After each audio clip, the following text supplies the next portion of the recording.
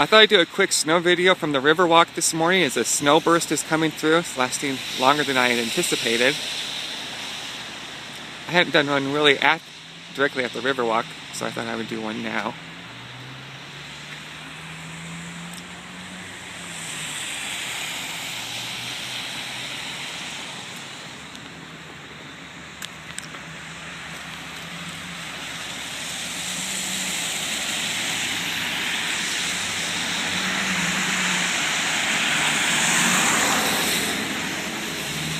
We got about 1 to 2 inches of snow. This is my morning snow video for the late February snowstorm.